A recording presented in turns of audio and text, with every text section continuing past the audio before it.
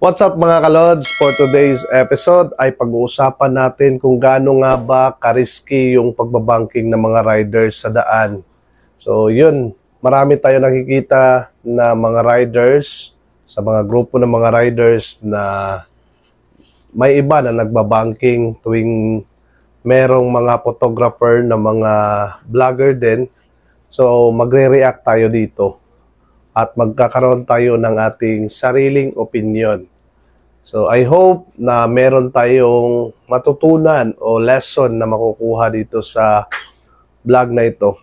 So as a rider, nakikita ko yung mga ibang rider talaga sa daan, kapag curve yung daan is nagbabanking talaga sila. So hindi nila iniisip yung risk na mangyayari. Ang para sa kanila is parang art.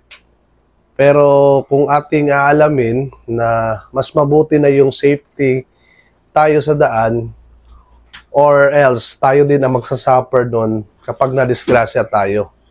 So mga kalods, kapag meron na naman tayong mga makitang mga photographers, make sure lang na hindi tayo masosobrahan sa pagbabanking.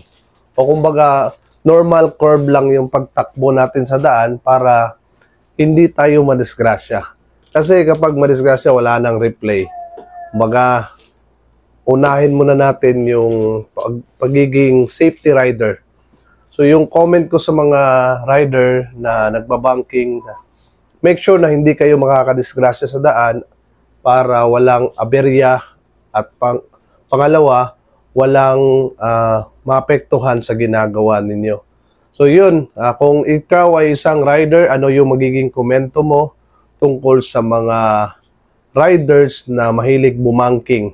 So pwede kayong bumangking sa mismong racetrack talaga. Kung gusto mo talagang gawin yun, doon mo gawin sa racetrack. Pero sa mga public na daan, make sure na hindi ka makakadisgrasya. At lagi mong iisipin na meron ding mga riders na sumusunod at hindi lumalabag sa public road safetyness, di ba? So yun mga kalods, don't forget to like and share this video. At kung isa ka sa riders, comment down below. Alright.